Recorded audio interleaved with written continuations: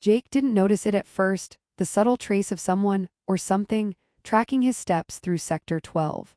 The city hummed around him like a living circuit board, neon lights blinking in patterns that made the sidewalks feel alive, holographic ads flickering promises for memory upgrades and anti-gravity shoes. He had learned long ago to ignore most of it. Humans weren't supposed to stand out here, not when drones zipped past delivering breakfast synth packs to 3 different species on the same block, and neon signs advertised edible clouds for aliens with a sweet tooth. Jake adjusted his jacket, feeling the small weight of his hollow device in his pocket, pretending he wasn't aware of the odd shadow in the reflection of the delivery drone hovering nearby. It was only when he took a sharp turn toward a quiet corridor, the kind that smelled faintly of burnt metal and ozone, that he saw her. From a distance, she could have passed for a human woman, slender, with dark hair that fell past her shoulders, but the long, elegant ears that peeked through betrayed her alien origin. They twitched slightly as she tried to stay hidden, like a cat attempting to look inconspicuous while failing spectacularly. She froze when he glanced in her direction, and for a moment, the two of them stared at each other like characters in some low-budget holodrama. Jake couldn't help the smirk that tugged at his lips. She looked ridiculous trying not to look ridiculous. He decided to test her. He ducked behind a vending machine that hummed with its own energy, pretending to be fascinated by a floating cup of coffee. A second later, he saw her maneuver around the corner, carefully stepping on the spots where the light flickered least, trying to avoid detection. Her movements were precise but slightly exaggerated, as if she were performing in a stage play and the audience were all invisible. Jake shook his head and muttered to himself, "Well, that's a new level of commitment." She froze again when he spun around suddenly, raising one eyebrow in mock accusation. "All right, you've been tailing me for what, 20 minutes? Half an hour and now you're caught. Confess, spy or stalker?" She flinched, her ears twitching nervously, and then a faint laugh slipped out. It was not the sinister laugh of someone plotting espionage. It sounded more like a wind chime hitting a metal post in a very chaotic rhythm. Jake realized she wasn't here to harm him, she was awkward. "Okay," he said, leaning against the wall with his arms crossed. "You can't seriously expect me to believe you're just taking a casual stroll through a neon-lit alley in the middle of the night." She lowered her gaze, her glowing skin dimming slightly under the flickering lights. Her eyes, unusually large and luminous, darted around like she was assessing the probability of escape, or maybe just calculating the correct sentence in English to explain herself. I'm observing," she said finally, her voice a soft musical tone that wavered with uncertainty. "You, unusual, important." The words came out broken, accented with subtle clicks that Jake didn't recognize but found oddly charming. He laughed, a short, incredulous sound. "Observing me, huh? And I'm guessing this observation doesn't include handing out compliments or buying me coffee, right?" Her ears twitched again, an almost involuntary gesture that made her look like she was trying not to smile but failing. "Coffee optional," she said, finally letting a small grin slip, "but yes, following, only for necessary reason." Jake shook his head, amusement and curiosity mingling in his chest. "All right, necessary reason. That's vague. Galactic espionage? Secret alien recipe theft? Or are you just here because I look like I have good taste in synth snacks?" She tilted her head, clearly considering the options, and he realized she had no idea how much humor could disarm a human. "You funny, distract, helpful," she said, tilting her head further. "Less danger." Jake chuckled. "Less danger? That's the nicest thing a potential alien stalker has ever said to me." He stepped closer, noticing the subtle luminescence in her skin, the way her ears flicked toward every little sound. The distant hum of a magnetic tram, the soft whir of a hovering drone, the faint rustle of synthetic leaves from a nearby rooftop garden. It was oddly beautiful, almost comical and entirely mesmerizing at the same time. "So, you're here for observation," he said, pacing slowly, letting the tension ebb with a series of jokes that seemed to confuse and delight her in equal measure. "Tell me, do you take notes? Scribble in a tiny alien notebook? Or is it all mental like some weird psychic Instagram feed?" She hesitated, then raised a hand, and a small pen-like object hovered in midair, circling him once before tapping his shoulder lightly. "Physical, sometimes," she admitted, her ears twitching again as if embarrassed. Jake burst out laughing.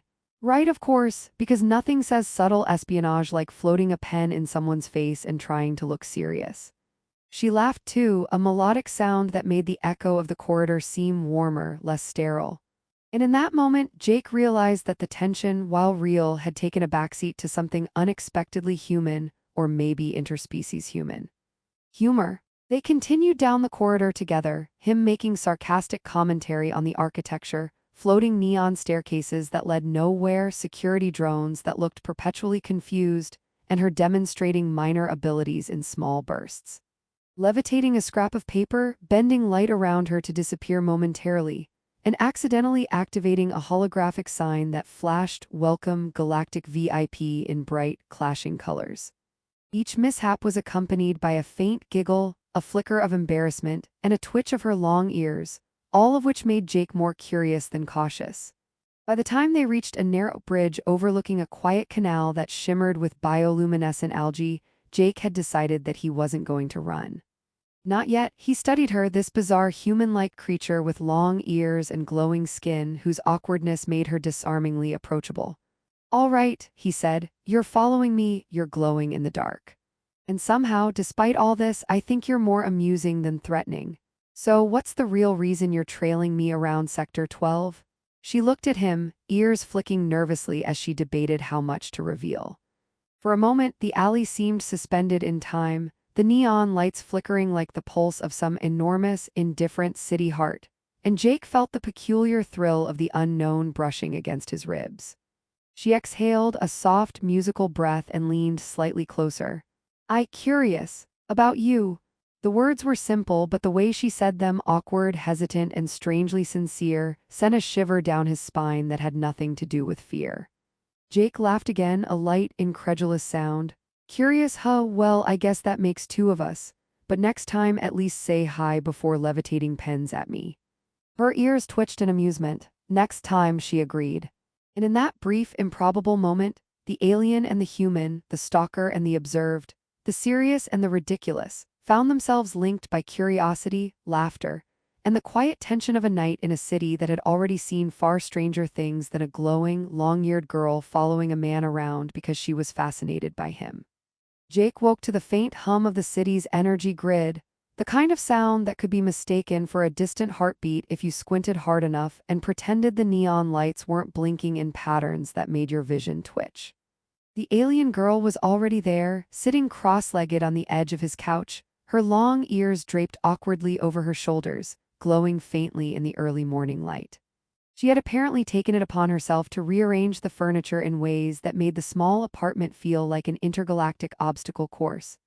A floating hollow screen projected an assortment of star maps above her knees, flickering in shades of violet and turquoise, while she muttered something that sounded suspiciously like a grocery list mixed with quantum calculus. Jake rubbed his eyes and yawned. "Okay, first question, are you always this efficient at breaking into someone's apartment at dawn?" She looked up, ears twitching, and gave a sheepish smile that almost made him forget the fact that she had not asked permission to enter. "No, efficient, curious," she said, tilting her head like a confused cat watching a laser pointer. Observation continued. "Your routine." Jake groaned, sitting up, already anticipating the chaos her observations might bring. "Right," he muttered, "because who wouldn't want their breakfast interrupted by a glowing alien with ears like satellite dishes?" She blinked, and the soft light from her skin flickered in response, as if she was trying to mimic his sarcasm but missing some subtle human nuance. "Not dish," she said slowly. "Ears listening, helpful." Jake snorted. "Helpful, sure, that's one way to describe poking through my cupboards and levitating my cereal bowl." She flushed faintly, and for a moment he imagined what it would be like if embarrassment could generate electricity. Her whole body would power Sector 12. She leaned closer, still hovering just slightly above the ground thanks to a faint anti-gravity field that made her movements look like a combination of ballet and someone testing out hover skates for the first time. "You interesting, human thought, different, pattern unlike others." Jake raised an eyebrow, half amused, half impressed. "So my weird morning grunts and muttering to my hollow device are fascinating." She tilted her head, humming softly in a tune that made his hair tingle at the base of his skull. "Yes, pattern unique, important maybe." He laughed, a sound that bounced off the metallic walls. Great, so I'm a scientific anomaly. That's comforting. She hummed again, almost apologetically, and her ears twitched as if she were attempting to communicate some complex equation through motion alone. Later, they ventured out into the streets, the city still buzzing with early activity. Hovercars zipped past overhead, leaving trails of plasma light that flickered in chaotic arcs. Street vendors were setting up stalls selling bioluminescent fruit that glowed like tiny nebulae, and a group of young humans were experimenting with pocket-sized gravity wells, laughing as they sent cans of synth soda floating awkwardly into the air. Jake and the alien girl weaved through the crowd, occasionally bumping into the occasional robotic street performer, and he found himself narrating their little adventure like a sarcastic tour guide. "Observe the wild humanoid species in their natural habitat," he said, gesturing toward a group of pigeons engineered to glow neon blue. "Notice their complex mating rituals involving holographic displays and synthetic breadcrumbs. Truly fascinating." She chuckled, ears flicking forward, a faint glow of amusement dancing along her skin. "Yes, fascinating," she agreed, though her voice hinted that she was more amused by his jokes than the pigeons. "You humor strange, unexpected." At one point, she accidentally triggered a small street drone with a flick of her finger, causing it to spin wildly and spray a mist of fragrant oil over nearby pedestrians. "Oops," she said, her ears drooping in embarrassment. "Not intended." Jake laughed so hard he had to lean on a neon railing for support. "Not intended, huh? That's the alien equivalent of my bad, I suppose. Don't worry, your secret identity as an intergalactic klutz is safe with me." She frowned slightly, tilting her head as if she were calculating whether he was mocking her or praising her efficiency. As they reached a quieter street lined with bioluminescent trees, she finally began to explain why she had really been following him. "You carry device. Hidden, important, many want, dangerous." Her ears twitched involuntarily, betraying her nervousness despite her calm tone. Jake stopped, suddenly alert. Wait, device, hidden, dangerous? You mean like a ticking time bomb or more like an alien smartphone with confidential galactic emails?" She blinked, her eyes shimmering faintly. "Both maybe, not bomb, but critical, needed protect." Jake rubbed his chin, half impressed, half exasperated. "Of course. My life just got upgraded from boring human Tuesday to accidentally carrying a galactic secret. Typical." She hovered closer, demonstrating a faint shimmer of light that caused a small drone overhead to lose signal briefly. "You careful, others notice, want, take." Jake laughed again, shaking his head. "Right, so my job now is to act like a galactic secret agent while still managing to grab a coffee without being kidnapped, got it?" She tilted her head, clearly trying to understand the humor but only managing a small, amused tilt, which made her ears twitch in a way that reminded him of a dog cautiously approaching a puddle. The day stretched on with a series of small, amusing misadventures. She accidentally levitated a street vendor's cart, turning it into an impromptu fountain of glowing fruit. A malfunctioning neon sign threatened to drop on them, only to be caught midair by her twitching ears, somehow managing a balance between precision and chaos. And at one point, she demonstrated her ability to bend a sliver of light around herself, disappearing briefly, then reappearing with a sheepish grin that made Jake snort. By evening, they found themselves on the rooftop of an abandoned transit hub, overlooking the shimmering canals that split Sector 12 like veins of liquid light. She finally lowered herself to the ground, resting on her knees, ears flicking in exhaustion. "Device, reason, follow," she said softly, almost whispering to herself. Jake leaned against the edge, still catching his breath from laughing at the day's absurdities.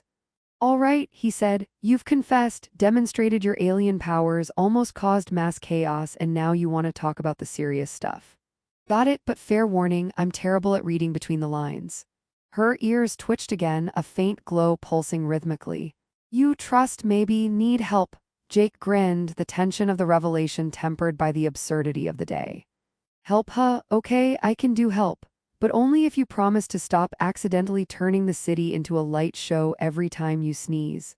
She tilted her head, trying not to laugh, and a faint giggle escaped, echoing across the rooftops like tiny chimes in a storm. As the neon lights reflected in the canals below, Jake realized that the day had shifted something fundamental. She was no longer just a mysterious follower or a dangerous alien observer.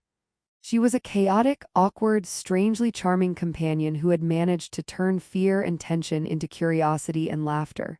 And perhaps, for the first time in a long while, he found himself looking forward to the unexpected.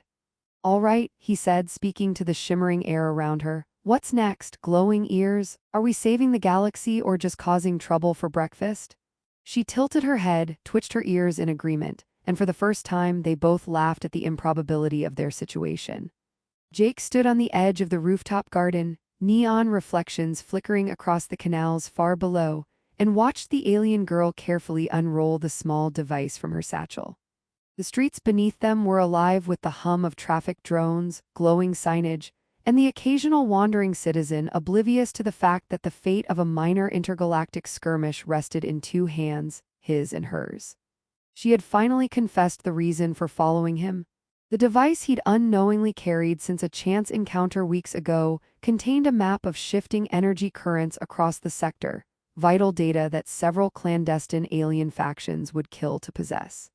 Her long ears twitched nervously as she studied it, luminous veins pulsing faintly, as if the device's energy was resonating with her in some way he didn't understand.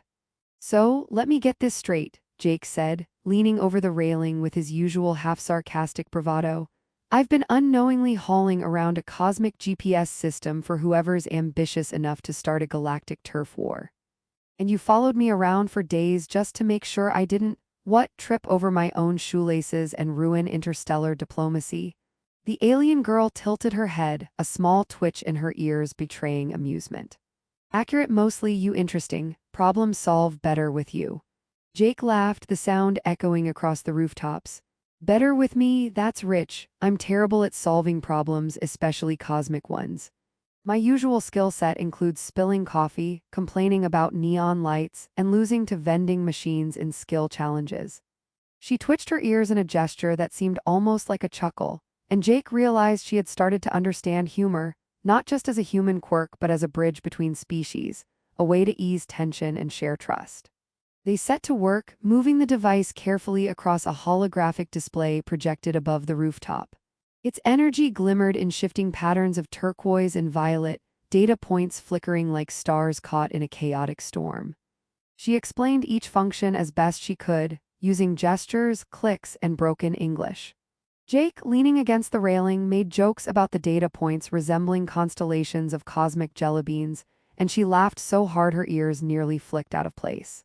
It was absurd, it was chaotic, but it was real, and it grounded him in a way he hadn't realized he needed.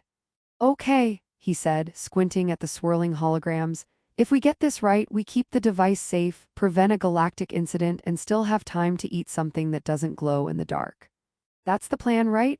She nodded, lifting a small hover tool and letting it slice through the holographic map with precision, her movements fluid but tinged with nervous energy.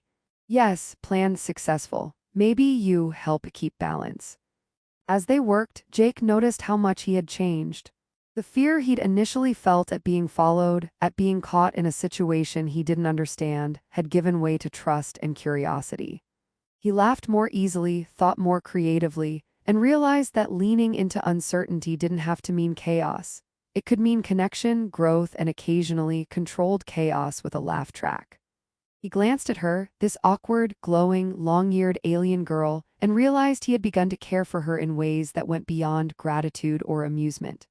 The climax came when a distant drone patrol, hostile, high-energy, and armed with scanning lasers, sensed the device's energy signature. Jake and the alien girl exchanged a glance, and without a word she activated a subtle light-bending field, rendering them nearly invisible. Jake tried to crack a joke, muttering, "Remind me to wear neon next time. Stealth clearly isn't my thing," and she gave a small, gleeful hum in response. Together, they maneuvered across rooftops, ducking behind anti-grav signs, vaulting small energy conduits, and finally reaching the relative safety of a private transit hub where she could stabilize the device.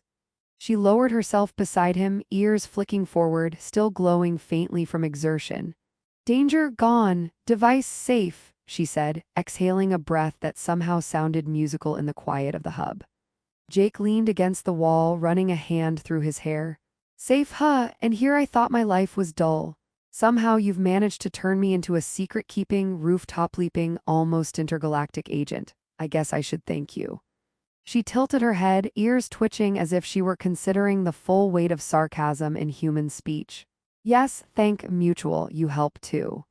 They spent the rest of the day in quiet observation, mapping out a strategy to return the device to neutral hands, ensuring that no faction would misuse it. She demonstrated other minor skills, hovering subtle fields to protect the area, communicating with nearby drones, and even remotely calming an errant street AI gone haywire. Jake continued to crack jokes about his unearned heroism and her alien multitasking abilities, and for the first time in weeks, he felt an effortless camaraderie he hadn't expected to find with anyone, human or otherwise. By evening, the neon glow of Sector 12 reflected in the water below like 1,000 tiny galaxies, and Jake realized that the alien girl had not only protected the device, but had inadvertently protected him as well from monotony, from fear, and from the dull predictability of his own existence. He glanced at her, ears flicking as she adjusted the floating hollow projections, and said, "You know, for someone who started out as my stalker, you've turned out to be the best, co-agent, disaster-averting alien partner I've ever had." She made a soft sound that resembled laughter, a hum that vibrated lightly in the air, and he realized it was the closest she had to agreeing with him. Finally, they placed the device in a secured energy vault, a neutral location monitored by both human and alien authorities. It glowed faintly as the protective fields activated, and she floated a few feet above the ground, visibly relaxing for the first time. Jake stretched and let out a long sigh. "Well, that's done. I get to keep my limbs, the galaxy isn't on fire, and we didn't even have to argue with any sentient vending machines. Not bad for a day's work."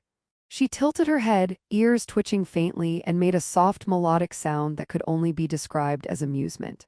As they left the hub and walked through the quiet streets toward the distant transit lines, Jake realized he had changed in ways subtle but profound. He had learned patience, the value of curiosity, and the unexpected strength in trusting someone completely different from himself. The alien girl had taught him that chaos could be fun, fear could be shared, and that laughter was a universal language, even when spoken in clicks and musical hums. By the time they reached the edge of the city,